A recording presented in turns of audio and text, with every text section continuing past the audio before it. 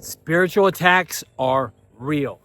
Dark nights of the soul are real. Pain and suffering we experience when we come into this human form is real, but it can be transcended. What's up, everybody? This is Brian again. In this video, I'd like to touch briefly on how we transcend these spiritual attacks, how we overcome the darkness of the karma that we took on when we took birth here, what I've done. Also, I wanted to plug my book here shamelessly that you can find on Amazon. I'll leave a link in the description. And it's basically about this transition we are going through from third dimension to the fifth dimension, how basically we are waking up to the fact that we are eternal spiritual beings having a very temporary human experience. And we signed on for this. We took on some heavy karma. If you're watching this video and you're going through pain or darkness or a dark night of the soul, you are in the right place. So the first thing I want to do here is differentiate between a spiritual attack and the pain or the lack of wholeness that we inherited when we took birth in this human form. And this lack of wholeness, it basically goes down to a cellular level. It is not from our previous lives. It is from the lineages that we incarnated into, these bloodlines, to rise up, to raise consciousness, to cure and to heal these lineages, and to share our gifts with the world. So there's a difference between that, which I've always experienced, and what drove me to 20 years of active addiction and living in essentially hell on earth. Differentiate between that and what I would call a spiritual attack. Now, a spiritual attack is when an outside entity or a force, a non-physical entity in this realm, is manipulating us in subtle ways it has a cord in us, or it is compelling our actions to go a specific way. And it sucks, because if we aren't able to discern that this impulse or this thought has come from our own mind-body-spirit complex or an outside entity, these things can push us into all sorts of horrible situations. Additionally, a third area I'd like to touch on is, as our vibration rises, as we rise up in consciousness and we embody higher forms of light, we will essentially trigger deeply unconscious people to attack us.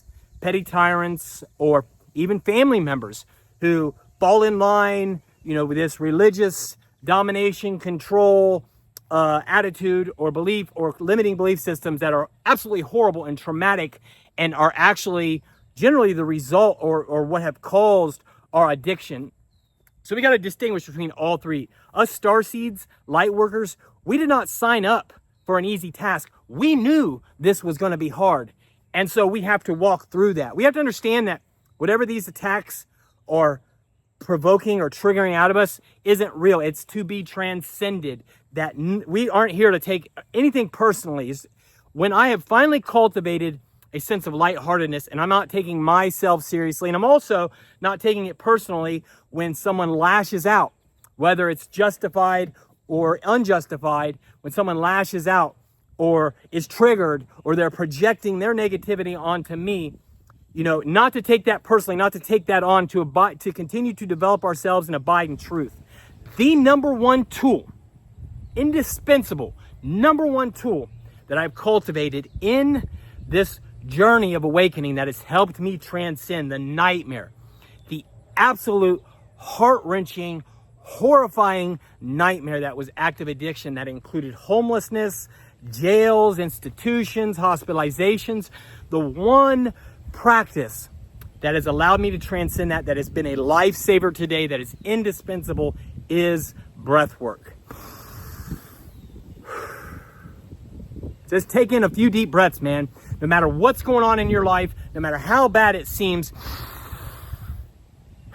when you take in that breath, that prana clears that cache, clears that emotional body, that desire, that pain, that suffering, and gives us a sense of equanimity. Man, I can't even tell you. I love breath work so much. I'm addicted to it.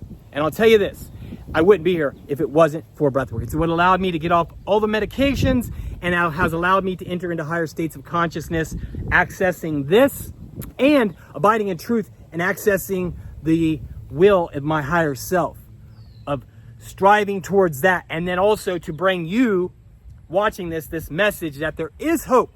I'm only doing this because I'm under karmic contract, and I don't know all the details, but I know this. There are a lot of us suffering. We are tired of the bullshit that is going on in this world.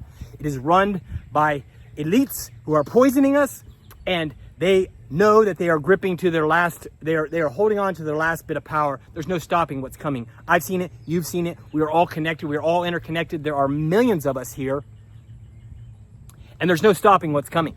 So we gotta walk confidently in that. Even if we die, there is no death. And that if you've gotten this far and you're watching this video, if you knew what I've gone through, I shouldn't be here, I died multiple times, then there's a sense of confidence that arises that we are being protected in ways that we can't even comprehend. So one of the ways, in addition to breath work and meditation and yoga and the fasting that I've been doing to develop myself, one of the ways that we are protected is by acknowledging who we are and asking for help. Two huge aspects is that fear is an illusion. Whatever is real cannot be threatened. Whatever is unreal doesn't exist. So the true you, the real you, is eternal. And so when you know that and you're abiding in that truth, the negative emotions, the attacks, they kind of dwindle. They chisel away more of the ego, which is a very painful process. Let me tell you, especially if you have an overinflated ego like I did, losing chunks of our ego is painful. But whatever is real cannot be threatened. Whatever is unreal does not exist. Let it go. Abide in authenticity. This is the highest vibration we could attain, is in authenticity and truth, is that I'm not the individual, that the physical universe is a dream in me. I exist in the universe as much as the universe exists in me, that we have a mission, and that when we acknowledge who we are and we seek guidance, like, look, dude, we need some help. You know, I'm praying like, we need some help down here, because this is some scary shit. But ultimately, we're here to complete a mission, and when we die, we wake up and we go back to wherever we came from. So I'm here to tell you, there is tremendous hope. You know, subscribe to my channel, follow me, leave me a link, or leave me a comment, you know. But what I'll say is that the most important work at the end of this development now that I'm doing is working on a cellular level to clear cellular debris, ancestral cellular debris, our whole bloodline. We are the ones carrying the baton, that we are going through higher levels of consciousness, that this planet has essentially been enslaved, and that at the other side of ego dissolution and development and understanding oneness and abiding in oneness is a level of freedom and joy that we can hardly fathom. And I'm telling you, I'm here to tell you, people, brothers and sisters, it is worth the work. All eyes are essentially here on Earth. There are ascended realms and extraterrestrial planets that we all come from and that we will all return to, and all eyes are here on Earth, and this is the greatest show in the cosmos. So as we speak this truth, now here, I'm an award-winning investigative journalist, a college-educated person in long-term recovery, as I mentioned, but I come from a religious background. So when I start sharing this stuff on social media and it starts provoking reactions, or people start unfollowing me or unliking it, we're not here to get likes. I got to remind myself, we're going to trigger people. They're not going to want to hear what we have to say, but we got to say it anyways. We got to live authentically and strip away anything that's out of alignment with our higher purpose, ultimately realizing that, hey, we came in here, man, I spent the first 39 years building an ego, had my spiritual awakening in 2020. It changed my perception of everything. I was instantly transformed and high on life. I got a biological upgrade, and it sent me on this path of chasing of what is enlightenment? How do I get more of that? And there's no easy answer. The answer is we have to step into our discomfort in order to enjoy the comfort and the fullness and the richness of life. We have to discipline the self, know thyself, and turn inwards. But once we've done that, at this point, man, life is a dream. And I love you all. I love you all. I want you to experience the level of freedom I'm experiencing. Assume the feeling of the wish fulfilled. Trust that if you're watching this video, trust that your higher self is guiding you, is there for you, and is waiting for you to tune in and access it. All potentials exist in the quantum field. We create our own reality. Life is a dream. In any case, I think I've shared enough for today. I love you all. Have a wonderful day. God bless.